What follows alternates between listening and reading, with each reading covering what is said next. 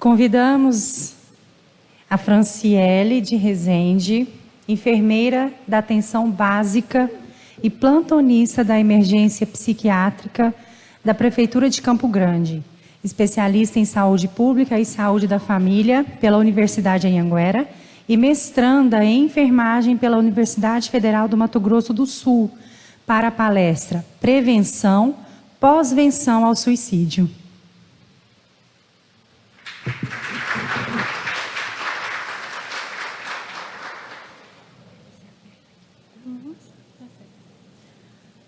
Boa tarde a todos, agradecer a oportunidade de estar aqui, no estado de Goiás, que eu gosto muito, a terra do pão de queijo, adoro pão de queijo. Nos últimos 2 anos, eu tenho desenvolvido, junto com o Núcleo de Prevenção à Violência de Campo Grande, um projeto de prevenção e pós-venção do suicídio. E no último ano, juntamente com o mestrado, dentro do projeto do mestrado, venho desenvolvendo esse projeto, que nossa intenção é que vire um projeto de extensão da universidade. E também a gente tem pensado, refletido em adaptar o projeto para podermos levar para casas espíritas, de Campo Grande. E eu trago aqui um trecho da música do Renato Russo, Estátuas, cofres, paredes pintadas, ninguém sabe o que aconteceu. Ela se jogou da janela do 5º andar. Nada é fácil de entender. Por que é tão difícil entender o que se passa na mente e no coração da pessoa com comportamento suicida, Aonde está essa dificuldade que nos atrapalha de auxiliar esses irmãos? Tem uma médica chamada Ana Cláudia Quintana, que trabalha com cuidados paliativos. Ela lançou um livro chamado A Morte é um Dia que Vale a Pena Viver.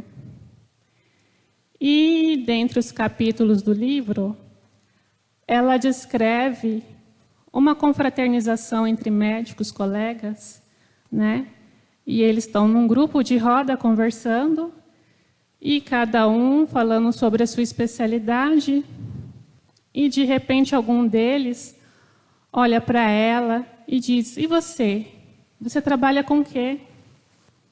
E ela responde: eu trabalho com pessoas que vão morrer. Eu trabalho com pessoas que estão morrendo.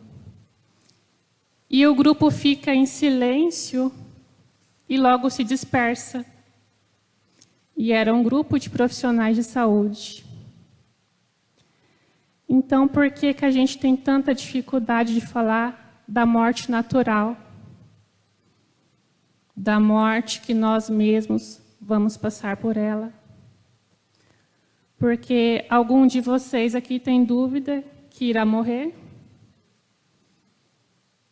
Alguém aqui tem dúvida que os familiares, os amigos irão morrer?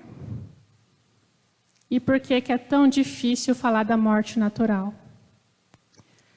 O Neuri Botega é um psiquiatra estudioso da Unicamp e ele tem várias pesquisas relacionadas ao suicídio, dentro de prevenção e pós-venção também.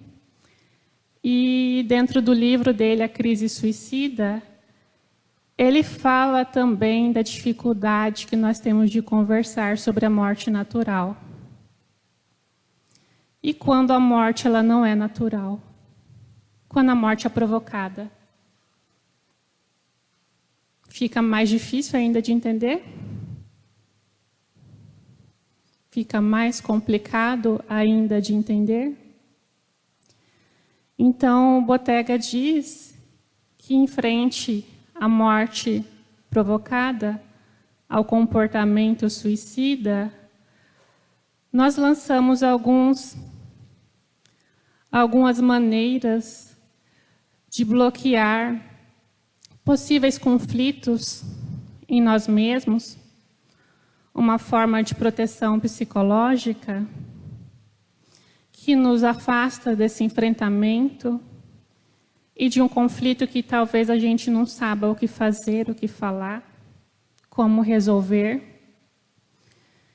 Então, a partir de aí, é onde pode surgir a nossa omissão, né? Como amigos fraternos, como os profissionais da saúde, o nosso mecanismo de defesa sobre o que a gente não consegue entender.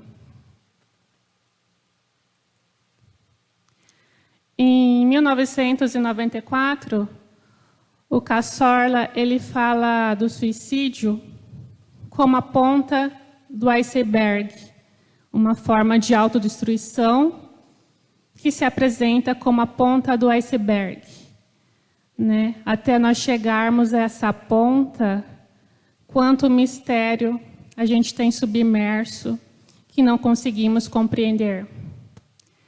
Em 2012, o Bertolotti, que também é um psiquiatra estudioso do suicídio, ele se refere ao ato suicida como uma forma intencional e voluntária, né, consciente de provocar a própria morte. Mas o que me chama mais atenção é que em 1819, Samuel Hahnemann, o fundador da homeopatia, ele faz um artigo, e nesse artigo ele cita o comportamento suicida. E não só o comportamento suicida, ele fala sobre os profissionais de saúde que não conseguem identificar o comportamento suicida no indivíduo. E ele intitula essa não identificação como uma falta de caridade aos pacientes. Mas isso foi em 1819. Então, o ano que vem faz 200 anos que ele fala sobre essa falta de caridade, sobre essa dificuldade de identificação dessa pessoa com comportamento suicida. Faz 200 anos o ano que vem. E o que mudou? Agora a gente tem facilidade de identificar. No que diz respeito à própria palavra que ele utilizou, né, a caridade, estamos sendo caridosos com esses irmãos, com o sofrimento, com o conflito deles. Tem um psicólogo que trabalha com psicanálise, talvez muitos de vocês conheçam, o Marlon Reikidal. Ele trabalha com um grupo de estudo sobre o suicídio em Curitiba, e houve uma época que ele tinha um grupo de trabalho mediúnico que atendia espíritos que haviam desencarnado através do suicídio, né? E aquele grupo foi conseguindo uma evolução, um desenvolvimento, e ele estava ficando orgulhoso, satisfeito do resultado que ele vinha encontrando com aquelas atividades no trabalho mediúnico, até que um dia houve uma manifestação nessa atividade mediúnica em que o amigo espiritual dizia: nós ficamos muito contentes com o trabalho que vocês têm executado nesses últimos meses, mas nós ficaremos mais felizes quando vocês conseguirem evitar que esses irmãos cheguem ao plano espiritual por esse motivo. E nesse momento, ele percebeu que o compromisso que ele tinha ainda estava um pouco aquém dos objetivos, que ele precisava melhorar a forma que ele vinha trabalhando, ou que necessitaria realmente focar em algo que auxiliasse na prevenção do suicídio. Aqui eu trago alguns dados, tá, da Organização Mundial de Saúde. Eles colocam que em 2012, 804 mil suicídios no mundo. A cada 3 segundos ocorre uma tentativa. A cada 40 segundos, alguém tem sucesso nessa tentativa. Então, imaginando que nós estamos aqui desde as 8h30 da manhã, quantas tentativas de suicídios ocorreram no mundo nesse período? Quantas pessoas tiveram sucesso com o suicídio nesse ato durante esse período? E a organização coloca também que no mínimo 6 pessoas são afetadas seriamente após cada suicídio, as pessoas mais próximas. E ela prevê também que até 2020 ocorra um aumento de 50% na incidência anual de mortes por suicídio. Agora nós vamos ver no Brasil. O Brasil ele entra como o 8º país em número absoluto de suicídio. Isso prevendo que há subnotificações, né? Casos que possam dar entrada em algum local de atendimento que não foram notificados. No caso de óbito, motivo de óbito pode ir pela causa secundária e não pelo motivo real, que seria o suicídio. Né? Às vezes a pessoa se joga na frente do carro e ele coloca como o motivo do óbito o atropelamento. Se joga de alguma altura e vai como trauma, não vai como suicídio. Então, nesses números que eu vou mostrando para vocês, ainda existe um grande valor de subnotificações. Em 2012, no Brasil, foram 11.821 mortes por suicídio, 32 óbitos ao dia. Os homens se suicidam 3 vezes mais que as mulheres. Né? Mas por que eles se suicidam mais que as mulheres? Porque as mulheres elas tentam mais. Só que os homens são mais efetivos. Até pelos meios agressivos que eles utilizam, que normalmente é por enforcamento e por arma de fogo.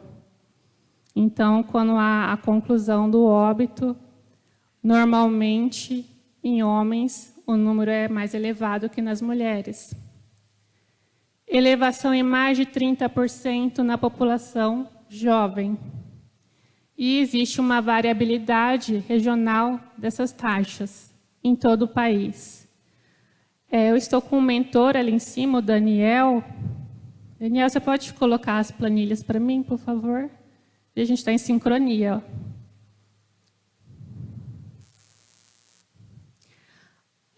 Essa planilha eu consegui pelo Núcleo de Violência do Estado de Goiás, né, que eles me trouxeram alguns dados. Você consegue levantar um pouquinho isso? Aí eles colocam do período de 2010 a 2018. Número absoluto de notificação de violência interpessoal autoprovocada, registrado por tipo de violência. Lesão autoprovocada. E nós vamos vendo que entre 2010 e 2018, mesmo com subnotificações, esse número ele tem aumentado. Você pode passar para a internação, Daniel, ao lado do óbito. Isso. Aí abaixo para a gente conseguir ver o número total dos anos. Ver se isso. Acho que está de 2010 a 2017, com todas as faixas etárias incluídas. Né? Aí ele coloca de 2010, 249. Em 2017, eles colocam 152, mas provavelmente também com uma subnotificação. Os óbitos de adolescentes, ao lado da internação, isso. Uma faixa etária de 10 a 19 anos, tá? No período de 2005 a 2015. A gente pode ver ali entre os motivos, os que têm maiores números, é por enforcamento. Tá? E isso aí é entre os adolescentes, de 10 a 19 anos. E a gente também vê que é um número, né, até alto, que tem se mantido nos últimos anos dentro das notificações, mas considerando as subnotificações também. E essa semana eu também vi, através da internet, alguns casos aqui no estado de Goiás, também, de adolescentes cometendo suicídios, né? E alguns envolvidos com alguns jogos de internet. As internações por adolescente, de 2010 a 2017. A gente também vê que tem aumentado, né? De 16 chega a 205 em 2017, internações por tentativa de suicídio em adolescentes. Eu acho que tem mais uma aba, Daniel, sobre notificação. Isso, a última aba. Aí é o número... Isso. Número absoluto de notificação de violência interpessoal registrada por tipo de violência provocada entre 2010 e 2018. Né? Casos registrados. A gente também vê um aumento no estado de Goiás. Pode retornar para a apresentação, Daniel, obrigada. Os principais fatores de risco: o histórico de transtorno mental, uso de substâncias psicoativas, tentativa prévia de suicídio, histórico de suicídio na família, condições de saúde limitantes. Mas os dois principais dentro desses fatores de risco é o histórico de transtorno mental e uma tentativa prévia de suicídio. O Neuribotega, dentro das suas pesquisas, ele coloca que o comportamento suicida ele está, em 90% dos casos, associado a algum tipo de transtorno mental. O Bertolotti, ele fez uma necrópsia psicológica com mais de 15 mil pessoas que foram a óbito por suicídio, e ele aumenta esse número. Ele coloca 97% associado a transtorno mental. E esses outros 3% estão sem diagnóstico. Não quer dizer que eles também não tinham transtorno. Então, se eu associo o comportamento suicida a um transtorno mental, em maioria dos casos, então é relevante que eu tenha a noção que eu tenho que encaminhar essa pessoa para tratamento médico, né? Se possível, para tratamento especializado. Nós, dentro da casa espírita, podemos acolher esses irmãos, podemos ter as nossas atividades de fluidoterapia, de trabalho de desobsessão, mas a gente tem que ter a ciência da importância do tratamento médico. Assim como qualquer especialidade, a gente não fala para a pessoa, para de ir no seu endócrino, porque agora você está na casa espírita, não precisa mais. Para de ir lá no seu reumatologista, porque agora você está aqui na atividade espírita, no trabalho mediúnico de desobsessão, não precisa mais lá. Então, dentro do comportamento suicida, eu também não vou dizer isso a quem me procurar, a quem buscar ajuda. Eu posso orientar, falar, você pode vir aqui comigo e, inclusive, você vai manter o seu tratamento médico, o seu tratamento psiquiátrico, a sua terapia. Aqui pode ser um tratamento complementar, mas o seu corpo também precisa de tratamento, né? O seu espírito está encarnado, ele precisa de tratamento. Então, a gente não pode ir nesses equívocos de orientações.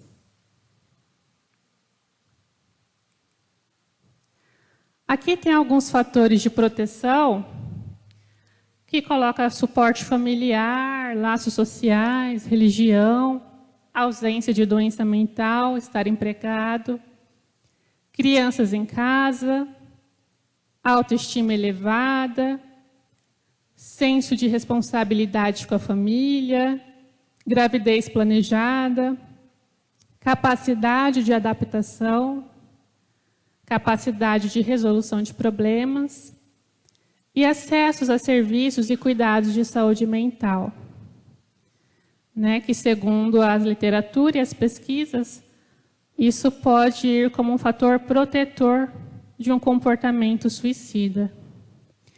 Mas uma vez que eu identifiquei esse comportamento suicida, eu não posso valorizar esses fatores de proteção, porque eu corro o risco de negligenciar os cuidados e as intervenções que eu preciso tomar. E dentro da pós-venção do suicídio, né, eu falei prevenção e pós-venção. O que é pós-venção? Pós-venção são as intervenções que nós vamos fazer com os familiares após uma tentativa de suicídio de um dos membros ou de alguém que teve sucesso com o suicídio, né? E como que vai ser a vida dessa família a partir daí. Porque ela não vai voltar a ser como antes mais. Mesmo que tenha ocorrido só uma tentativa sem êxito, a vida desses familiares não vão voltar a ser como antes mais. E dentro da pós-venção, eu faço prevenção também. Porque esses familiares, pelos diversos sentimentos deles, eles se tornam potenciais suicidas. Então, eu faço pós-venção e faço prevenção ao mesmo tempo.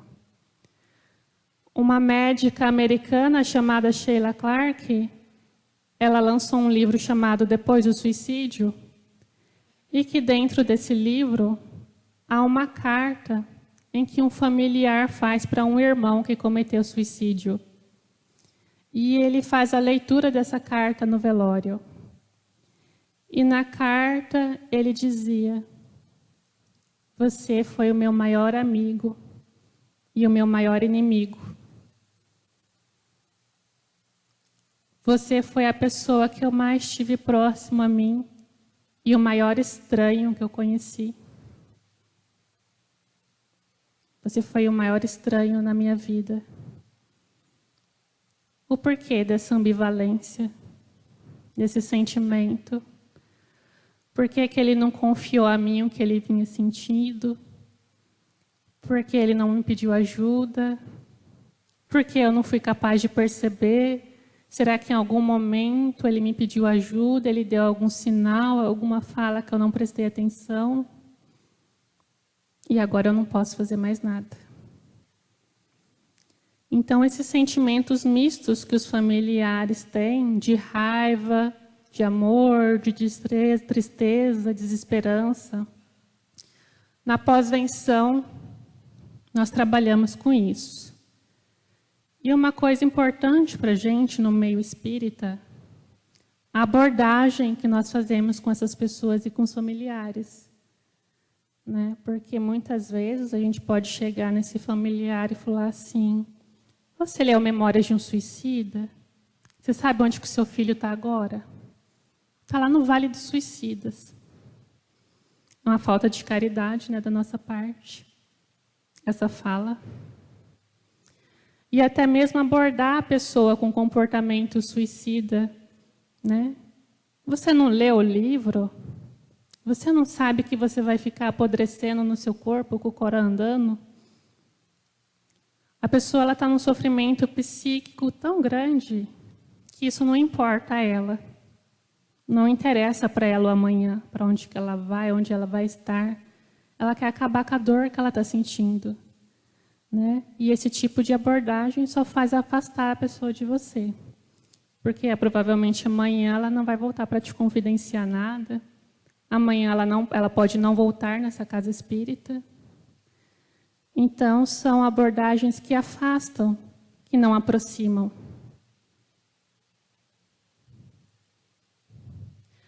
Aqui alguns mitos sobre o comportamento suicida. O suicídio é uma decisão individual, já que cada um tem pleno direito a exercitar o seu livre-arbítrio. Mas se eu acabei de ver que ele está associado a um transtorno mental, na maioria das vezes, então a pessoa está na sua ordem psíquica? Ela tem livre-arbítrio de decidir nesse momento? Ou eu devo intervir? Não é a ocasião de decidir por ela, dela decidir por ela. Ela não tem essa autonomia nesse momento. Quando uma pessoa pensa em se suicidar, terá risco de suicídio para o resto da vida? Não, ela pode passar pelo tratamento terapêutico, psiquiátrico, recuperar, o seu equilíbrio mental e não retornar mais a ter essa atitude, esse comportamento. Não necessariamente que ela vá carregar isso para o resto da vida. As pessoas que ameaçam se matar não farão isso? Querem apenas chamar atenção? Elas querem chamar atenção, elas estão pedindo ajuda. Então, a gente tem que ter cuidado com algumas frases que a gente banaliza às vezes. Aquelas frases, eu queria morrer, eu queria dormir para sempre, as pessoas vão ser mais felizes sem mim, ninguém precisa de mim aqui. E às vezes são frases que passam despercebidas, mas existe um pedido de socorro atrás dessas frases. Se é uma pessoa que se sentia deprimida e pensava em suicidar-se em um momento seguinte, passa a sentir-se melhor, normalmente significa que o problema já passou. Na verdade, quando ela inicia um tratamento, ela pode ter uma recuperação das energias dela. E aquele momento que você fala assim, nossa, ele melhorou tão bem, semana passada estava tão ruim. E de repente a pessoa se mata. E você fica sem entender. Você fala assim, nossa, mas ele estava se recuperando, eu percebi a melhora nele. O que aconteceu? É que nessa melhora, nessa recuperação de energia, ele tem energia para executar o que ele planejava. Então, nos meses que se seguem a uma tentativa de suicídio, a gente deve manter o olhar atento, não negligenciar com pequenos sinais de melhoras. Quando um indivíduo mostra sinal de melhora ou sobrevive a uma tentativa de suicídio, está fora de perigo, que é normalmente após um período de internação, que o tratamento já foi iniciado. Após uma internação hospitalar, o risco se mantém, principalmente nos próximos dias seguidos à alta médica. Não devemos falar sobre o suicídio, pois isso pode aumentar o risco. Falar sobre o suicídio não aumenta o risco de morte. A pessoa falar sobre o que ela sente não coloca ela em risco de morte. Vai ajudar você a entender o conflito dela e saber para onde que você pode encaminhá-la, até onde que você pode ir com ela. Essa falta de falar que nos faz cair na omissão. É proibido que a mídia aborde o tema suicídio? A mídia também pode falar abertamente. Depende da forma que é divulgado, né? Às vezes a gente vê alguns locais sensacionalistas com a foto da pessoa que caiu da ponte, né, que se jogou na frente do carro. Isso, para a pessoa que tem um comportamento suicida, ela enxerga alguém que conseguiu como um herói para ela. Olha lá, ela queria a mesma coisa que eu quero nesse momento e ela conseguiu. Então, essa mídia distorcida, também de maneira equivocada, que pode fazer que o suicídio aumente. Mas quando eu uso a mídia para falar de prevenção, de pós-venção, para falar que a pessoa deve procurar ajuda, que ela deve procurar tratamento médico, isso aí auxilia, não atrapalha. Como abordar? Eu estou achando que aquela pessoa está com um pensamento estranho, um comportamento estranho, como que eu vou abordar? Pergunte a ela claramente. A gente tem algumas classificações dos riscos, né, que entram entre leve, médio, e leve, moderado e grave, que no leve a pessoa só tem pensamento de morte. No moderado ela tem um pensamento de morte, ela começa a planejar como, mas não é imediato essa vontade dela. E no grave ela pensa, ela já tem todo o plano e ela pretende fazer isso de forma imediata. Então pergunte a ela, você tem algum pensamento de morte? Como você se sente nesses últimos dias, nessas últimas semanas? E caso ela responda sim, eu tenho pensado sim em morrer. Mas você já pensou em como fazer isso? E ela pode te responder positivamente, outra vez. Já pensei. Já pensei sim. O que você pensou em fazer? Pensei em me enforcar. Mas você tem como fazer isso? Tenho, eu já comprei a corda, está lá em casa. Se ela vê que tem seriedade no que você está falando, perguntando, que é a respeito, ela vai te responder objetivamente, claramente, não há problema ela falar isso. Porque quanto mais você conversar com a pessoa e entender o que está se passando com ela, maior a chance de você poder ajudar. E também, nesse momento, não se utilizar de frases, mas os seus filhos, e a sua mãe, e o seu marido, e a sua esposa, porque faz recair sobre a pessoa que ela tem que viver por causa dos outros e não por causa dela. E isso faz piorar novamente a situação. Então, novamente, você não está fazendo prevenção, porque ela tem que entender que ela precisa viver por si mesma, porque ela merece estar viva. Então, a melhor forma de entender é conversando, é acolhendo.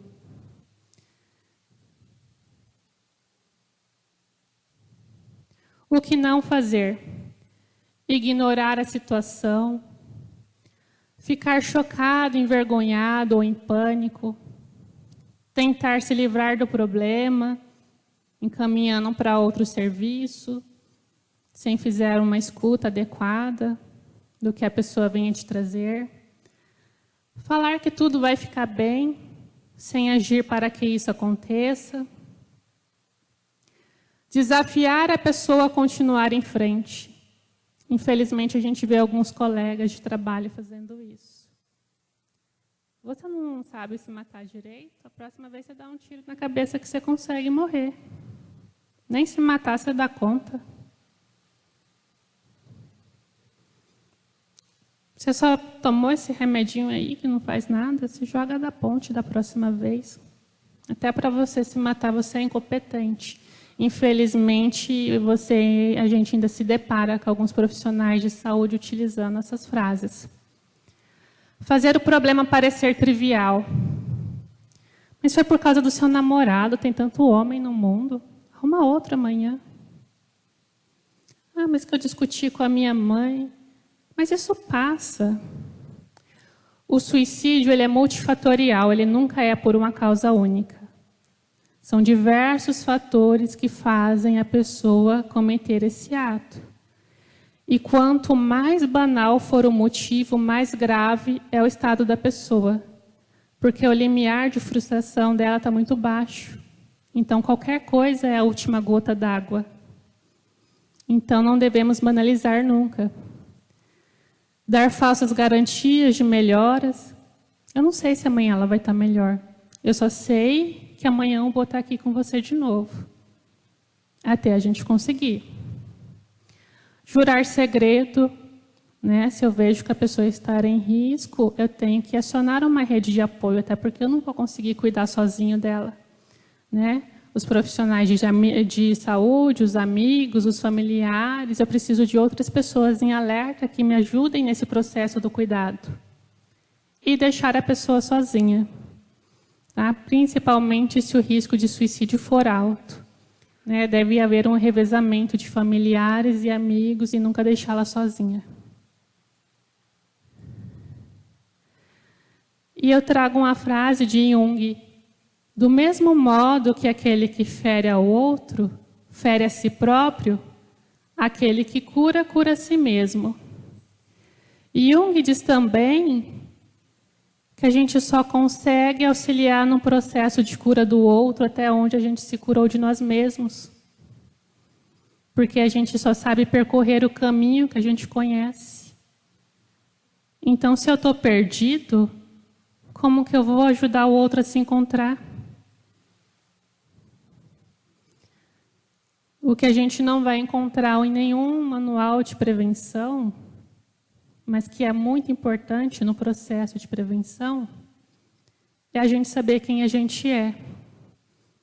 Porque se eu não sei quem eu sou, como que eu vou ajudar o outro?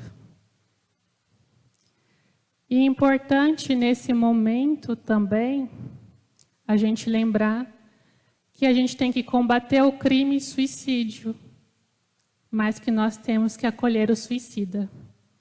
Obrigada.